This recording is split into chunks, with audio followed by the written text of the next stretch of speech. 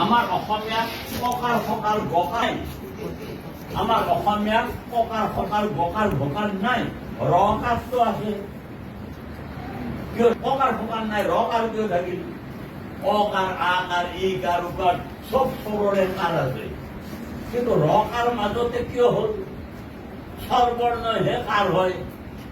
ককাৰ সকাৰটো নাই ৰকাৰ কিয় হ'ল তাৰমানে ৰ স্বৰবৰ্ণত আছে ৰ স্বৰবৰ্ণত আছে ৰ ক'ত আছে স্বৰবৰ্ণত ক'ত আছে কোৱাচোন না ৰয় এই ৰিৰ গাত লুকাই থাকে ৰিৰ গাত ৰ লুকাই থাকে সেইকাৰণে ইয়াৰ নাম ৰি ইয়াত ৰ লুকাই আছে ৰিৰ গাত ৰ লুকাই আছে কিমান মানত লুকাই থাকে ৰিৰ গাত ৰ লুকাই থাকে ৰিৰ গাত ৰ লুকাই থাকে সেইকাৰণে ৰিক চেপা মাৰি দিলে ৰ ওলাই যায় ৰিক চেপা মাৰি দিলে ৰ ওলাই যায় চাবা মই ৰিক চেপি দিম ৰ ওলাব চাবা চাবা মই এতিয়া ৰিক চেপি দিম ৰ ওলাব অ আৰু ৰি ক্ৰি এই ৰিটোক এতিয়া মই অন প্ৰত্যয় দি চেপা দিম ক্ৰি যোগ অন এতিয়া ৰ ওলাই যাব সমান কাৰ এই ৰিৰ পৰা ৰ ওলাব ৰিত ৰ থাকে ৰিত ৰ থাকে ক্ৰি যোগ অন কাৰ ক্ৰি যোগ অনত শৰণ ৰি যোগ অনত হৰণ মৃ যোগ অনত মৰণ স্মৃ যোগ অনত স্মৰণ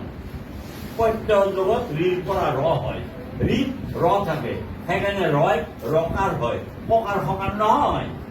কিন্তু ৰকাৰ হয় কিয় ৰ স্বৰবৰ্ণ ৰিত আছে ৰ স্বৰবৰ্ণৰ ৰিত আছে সেইকাৰণে ৰয় ৰকাৰ হ'ব পাৰে মনত থাকিবনে তোমালোকে যেতিয়া ডাঙৰ হৈ কলেজৰ প্ৰফেচাৰ হোৱা অসমীয়াৰ তেতিয়া এইবিলাক ক'ব লাগিব ছাত্ৰক ৰৰ পাছতে লৰ পাছতে এইটো কি হ'ল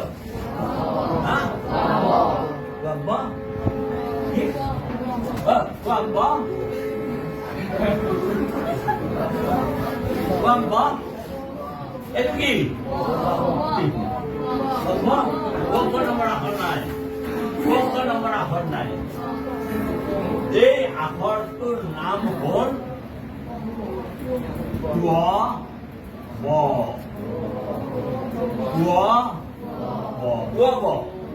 কি নাম কলো এতিয়া চাবা পুৱতি পুৱতি পুৱনি পুৱনি হয়নে পুৱতি পুৱনি আৰু ইফালে ব আছেনে নৱকান্ত ব নৱকান্তত ব আবাহনত ব আবাহনত ব একেটা আখৰ এবাৰ হয় এবাৰ ব হয় সেইকাৰণে ইয়াৰ নাম ব একেটা আখৰ এবাৰ উচ্চাৰণ হয় এবাৰ ব উচ্চাৰণ হয় সেইকাৰণে ইয়াৰ নাম ব কিন্তু নাজানে বহুত বাব্বা বাব্বা এনেকে থাকে বাব্বা নামৰ আখৰ থাকে ব হা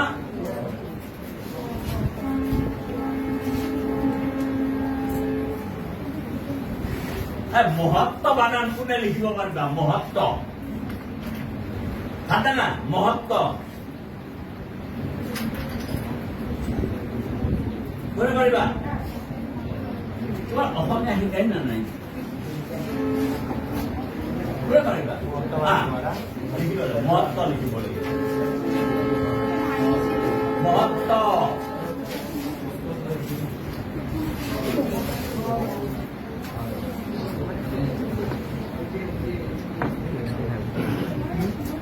এওঁ মহত্ব লিখিছে এতিয়া তুমি বানানটো কৈ দিয়া এওঁ লিখিছে তুমি কৈ দিয়া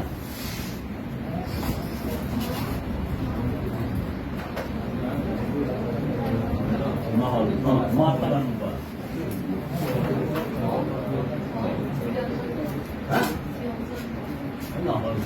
কোনে পাৰিবা এওঁ লিখিব পাৰিছে এতিয়া ক'ব পাৰিবা কোনে সেইটো লাগে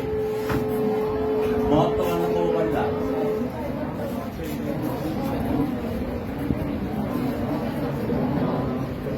সেনেকে কয় নেকি একদম ধুনীয়াকে ক'ব লাগিব মহত্ব মানে ক'ব পাৰিবা পাৰিবা নোৱাৰে পাৰিবা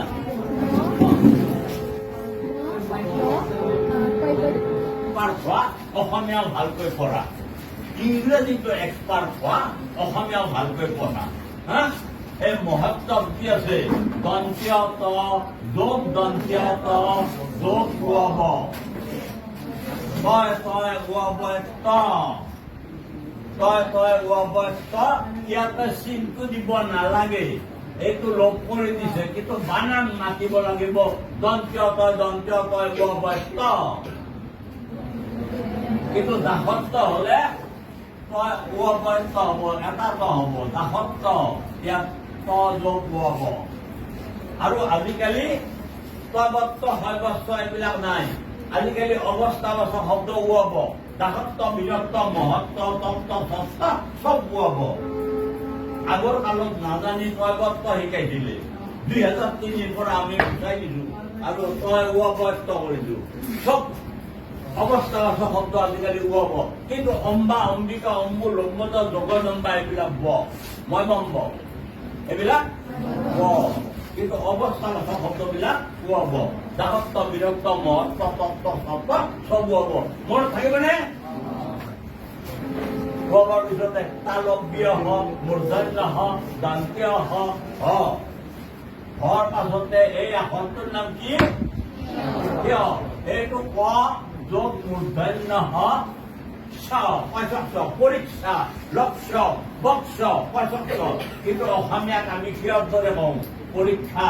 লক্ষ্য বক্ষ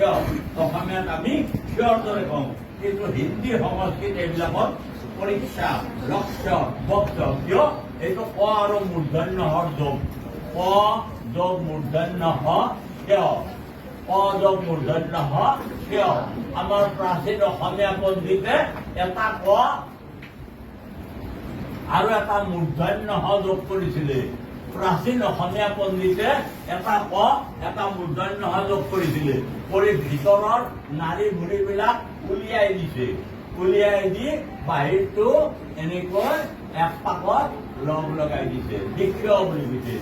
ক যোগ মূৰ্ধন্য হ কিয় অসমীয়াত কিয় আৰু ক্ষয়ৰ পাছত সদায় মূৰ্ধন্য ন দিবা ক্ষয়ৰ পাছত দন্তীয় ন নিদিবা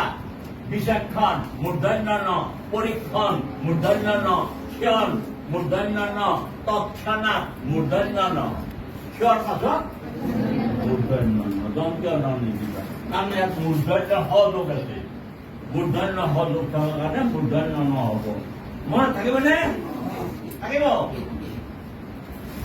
তাৰ পাছতে আহিল আমাৰ দ বিন্দু ৰ দ বিন্দু ৰ কিন্তু নাজানে এল পি স্কুলৰ মাষ্টৰে এইকেইটা মাত দৰে ৰ দৈবিন্দু ৰ দেবিন্দ্ৰ কিবা কিবি কৈ থাকে ক'ব লাগে দ বিন্দু ৰ দ বিন্দু ৰ এনেকে ক'ব লাগে দ বিন্দু ৰ দ বিন্দু ৰ দ বিন্দু ৰ দালে ৰ ভালে ৰ নকবা তাৰ পাছতে হ বিন্দুৰ হ বিন্দুৰ হ বিন্দুৰ হ পঢ়া এনেকুৱা পঢ়া পিঅ আৰ এক্সেৰ দৰে হয় পঢ়া ৰহৰ হ হৈ যায় হ বিন্দুৰ হ তাৰ পাছতে ইয়টো আকৌ এটা যুক্তাক্ষৰ ই যোগ অ সমান ইয় ই যোগ অ ইয় যেনে যদিৰ ই যোগ অপিৰ অ যদি অপি এটা কি হব যদ্যপি যদি অপি যদ্যপি ই অ ইয় ই অ ইয় যদি অপি যদ্যপি এনেকুৱা ইয়াৰ পাছতে খণ্ডত